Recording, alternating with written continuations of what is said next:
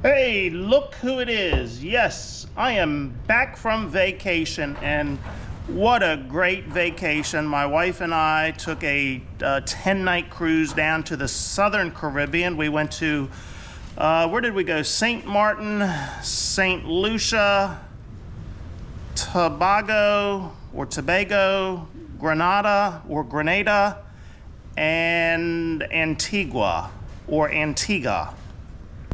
You would think I would know how to say those islands after visiting them, but I have already forgotten. It was very warm. We had temperatures 85 plus at each one of our stops. It felt like it was probably 95 degrees with the humidity, so I got just what I wanted. I left the cold weather here, went to warmer weather, had plenty of alcohol while on board. Old-fashioned, man. I found a bar, and I found a bartender that knew how to make an old-fashioned, and I had an old-fashioned, at least one every single night, along with all of the other alcohol, the drinks that I had. Yep, I had a gay cosmopolitan a lot of nights. My Jameson and ginger ale at the pool most afternoons. I had a couple of pina coladas. I had wine every night for dinner.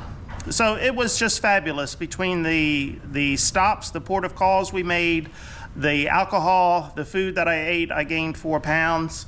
I went ziplining one day. We did a couple of tours on the islands. Just a great overall vacation. I'm not sure if I'm going to put a video up about that vacation. If I do, it's going to take me a while to get it up and get it all assembled. We didn't do anything really exciting or spectacular. If I make a video, it's going to be just for my own purposes only. I may post it, and I don't care if you all watch it or not. It's mainly just so when I get old and can't remember anything, I can go back and watch the videos and say, oh yeah, maybe I remember those, or maybe I won't even know who's in the video. Anyhow, I get back. The tractor's still sitting here. Hit the key, nobody fixed it while I was gone, so I'm back at it today. I'm going to see if I can get it going. A couple of days ago, I was at the hardware store, had a friend there. I said, hey, can you come down and maybe help me diagnose this? I may need a second set of hands just to probe it and see what's going on. So like you all, after I posted the video, and I'm not sure if I said it in the video, my first thought was the ground, that maybe the ground was bad on this starter. Maybe it just wasn't making good contact with the tractor. Maybe the ground itself was bad on the starter. So the friend came down, we pulled this starter off again, we bench tested again, and same thing, we put the, this time I used the battery charger and hooked to it. And yeah, it came right out. So of course, when I posted the last video, a lot of you said ground issue.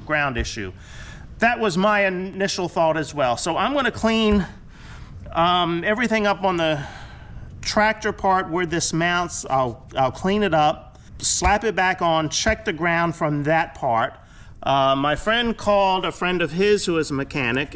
His suggestion was to pull this ground wire off right here and then run a ground wire directly from the battery over to this to see if that is the issue, to know if it's this wire here or something in the starter. So got a couple of different routes to go here that I'm going to slap this starter back on and try that, diagnose it, and see if we can come up with a solution for this. So just hang tight. You've seen me put this starter on once or twice already, or at least one time.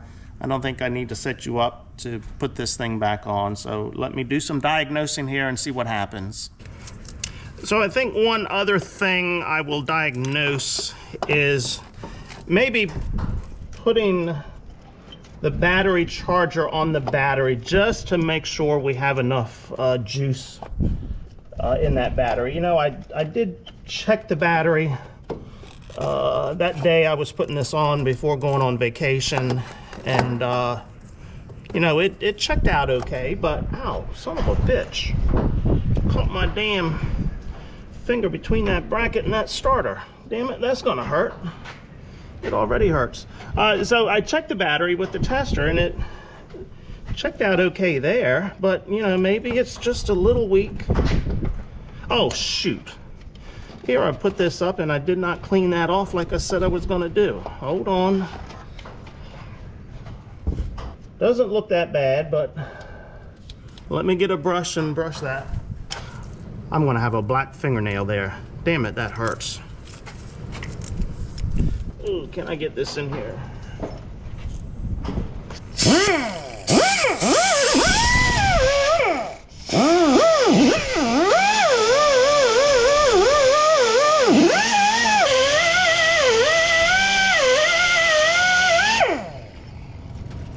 All right, let's put this back up here without smashing my finger again.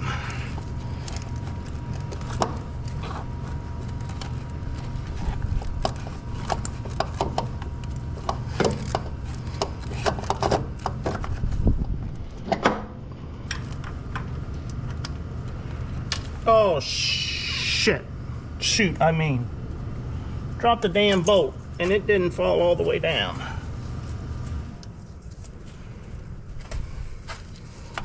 Oh, hell.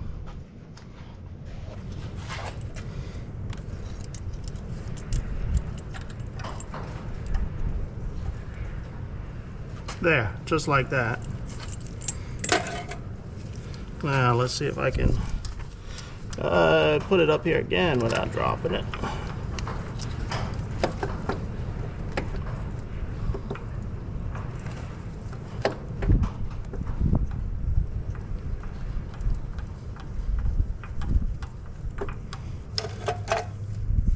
All right, don't drop the nut.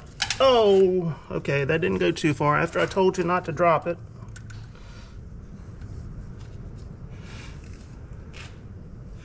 So the first day I was on the cruise ship, I had to let everyone know where I stand politically. So I have a t-shirt that says, "I love Trump." So I took that t-shirt with me. And of course, the first day on the cruise, I had to wear it. This was our first full day on the cruise. And, you know, you're taking a chance when you wear a political t-shirt, especially one with Trump's name on it. I don't care. I've worn these shirts other places, and most reactions are positive. And going into this on the cruise, you know, I read a cruise site because we do like to cruise, and we've been on about 30 cruises. And when you read that cruise critical website, cruisecritic.com, you would think that most cruisers are very liberal.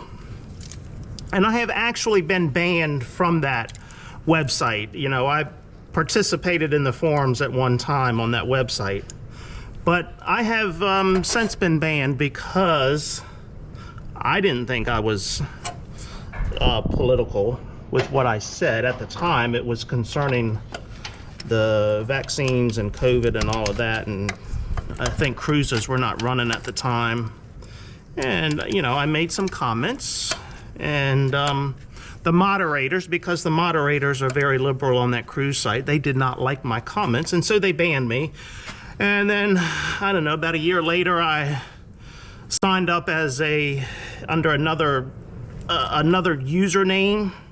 Well, I didn't say anything political that time, but I guess these users had my IP address pinged, and they knew. So within a day of me signing on under this new user, they banned me again. So screw them, I don't need them. So anyhow, reading that website, you would think most cruisers are very liberal. So I put this shirt on. This is our first full day on the cruise. It's a day at sea. And I went for my walk up around the top deck. I tried to walk a mile every day on the cruise. 8 laps around the top deck was 1 mile. So I tried to do that every day. So I started walking around here, and there's a guy laying in one of the lounges as I'm walking by, and he gives me the thumbs up. The second time I walk by, he puts his fist out to give me a fist bump, and he says, "Hey, I like your shirt." So each time I walked by after that, he put his fist out, gave me the fist bump. So, I don't know, by the 5th time, I stopped to talk to him and just to say, hey, what's going on? I said, hey, I said, if you've never been to a Trump rally, I said, you need to go to one.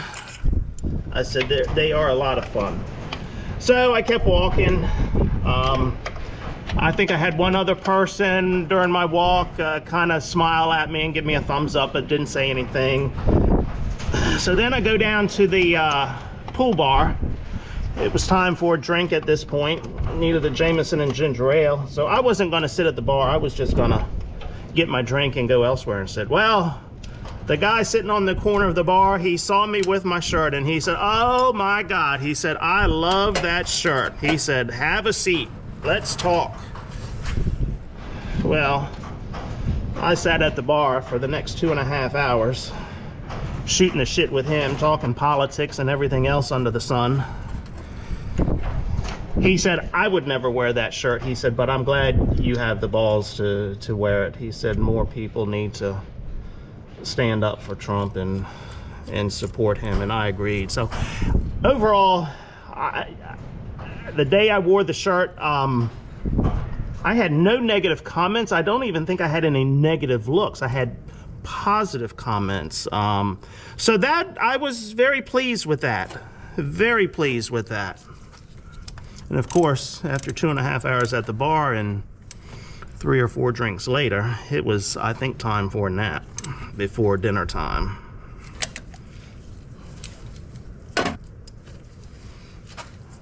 I can almost put this starter on in my sleep now, can I? This is what, the 3rd time putting it on?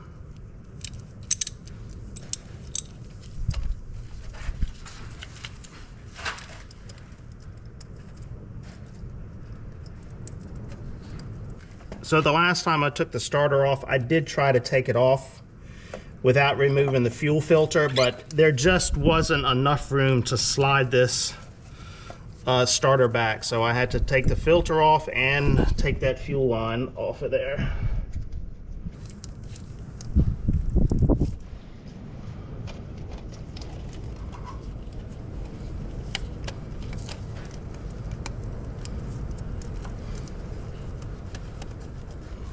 Okay, it's on there.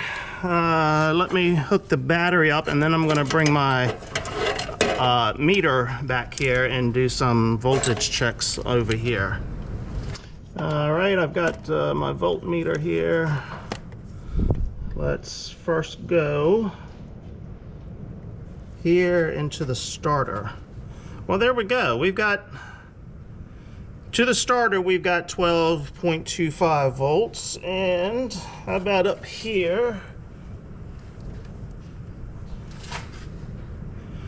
And we've got 12.25 there. Well,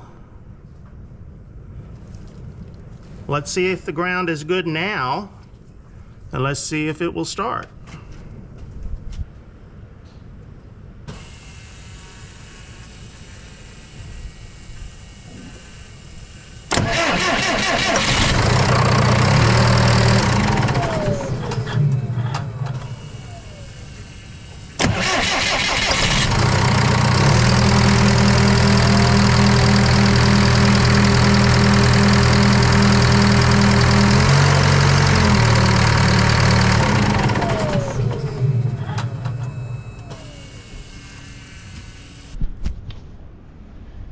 Shoo-wee.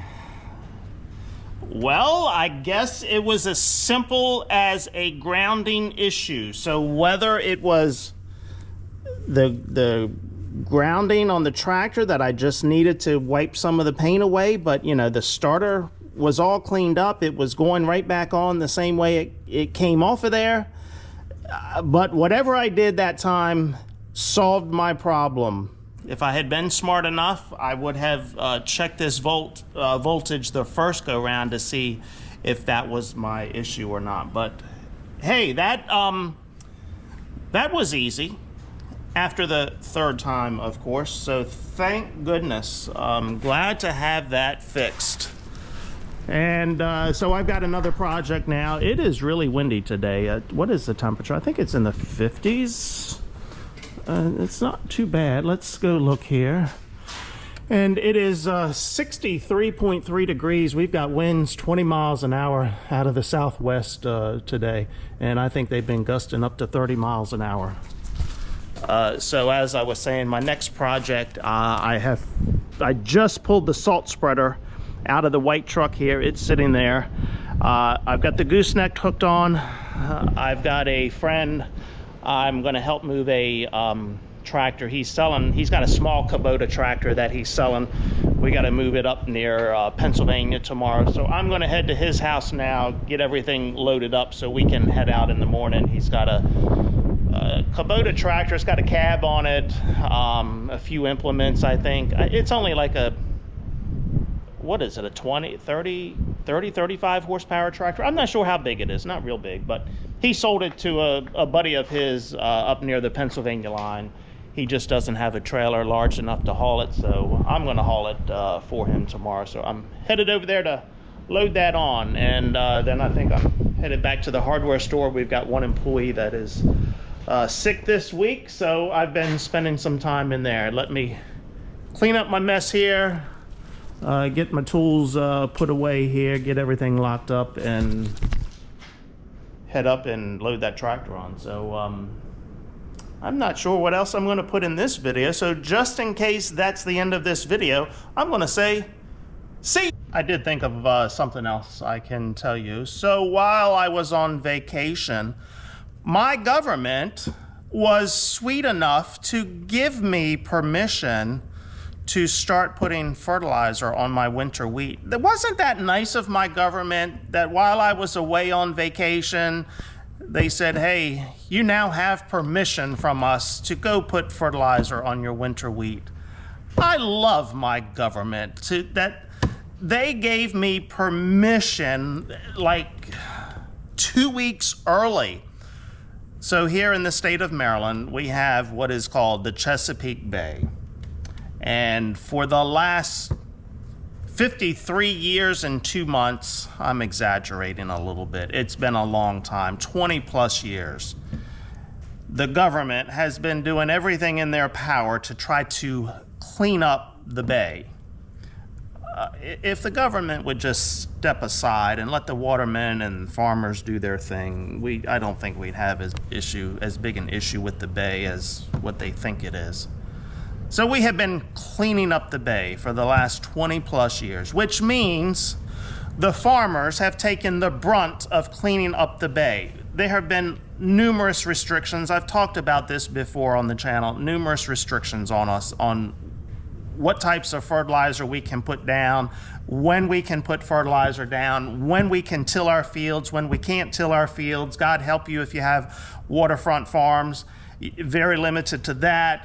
Cattle can no longer roam in the stream. You've got to put all this fencing up to keep the cattle from out of the stream. I don't even think they can cross the stream. It's just ridiculous. So when it comes to winter wheat, I think it is sometime in early November. I want to say like November 5th is the cutoff day for applying any fertilizer. And if you have a dairy farm or a hog farm with manure, you've got to have enough storage to get you through the winter until the spring, because you're not allowed to put any manure out on the fields during the winter time. So it's somewhere from like November 5th or 10th, I believe, until March 1st, you cannot put any fertilizer or manure out on your fields, whether it's just fallow fields that you're going to plant in the spring, or if it's got winter wheat or barley on it. Nope, nothing out there. They do watch the weather, and if we have a warmer winter and our growing degree days get to a certain point, then the government will say, oh, we're going to be nice to you this year, and we're going to give you permission to go out and put fertilizer on your farms earlier than March 1st. So that's what happened this year. Our winter has not been too bad, so I guess our growing degree days have been okay. So I think it was February 15th when the notice came out that we now have permission to do this. But this is one of the things I've argued over the years. We have like 5 different climates in the state of Maryland. So over on the eastern shore, on the lower shore next to the ocean, you know, it's going to be a warmer climate there. Here in southern Maryland where we are, we're surrounded by the Potomac River on one side, the bay on the other. That gives us a different climate. Up in western Maryland, where it's more mountainous, they're going to be much colder than we are. Central Maryland, they're going to have a different climate. That central Maryland near the PA line, they're going to have a different climate from us. So you can't put a blanket on this, and it can't be one size fits all, but that's what the state of Maryland has been doing. You know, the lower eastern shore could have probably been spreading fertilizer March 1st based on growing degree days. It still may be a bit too cold for the mountains of Maryland. Over in the western part of Maryland, they may not have enough growing degree days yet to warrant fertilizer on their fields. But somehow our government officials come up with a blanket, one date fits all, and says, yep, you can do that. So I am very grateful to my government for giving me permission. So I guess the bottom line is, now that I have this tractor running, I think next week I'll be able to get some fertilizer out there. I'm a little late. I think most people around here put their fertilizer on probably the same day or the second day the government gave them permission. I was down in the Caribbean enjoying the warm weather, so I couldn't do that. I've only got like 30, one tank. I think one sprayer tank will get the nitrogen on that I need. I've only got 30 acres of wheat, so that's not going to take me too long to do that. I'll probably go up and get one buggy of fertilizer, dry fertilizer, to put out there as well. So, you know, I'm going to be a little bit behind everybody else, but it's not going to take me that long to do it. Okay, that's enough of me rambling. Wow, that took me a whole lot of time to get that out of there. But government, they just need to get the hell out of our lives. I've got much more to say on some other things that happened right before I went on vacation concerning government, but I won't get into that on this video. Okay, now I think I can say, see ya! Okay, we've got that tractor and all of these pieces and all of these pieces to go on this trailer and maybe in the back of this truck. So let's see if we can get it all on there. Hey, look at that. We got everything on there. It took a little bit of engineering here to make it happen, but it's all on there. Weight distribution is okay. This is a Kubota MX 5400. We put weight distribution box in the back of the truck in that other auger. So we're gonna strap it all down, chain it down now, and we'll be ready to pull out of here tomorrow morning. I'm hoping to leave by 7 o'clock tomorrow morning.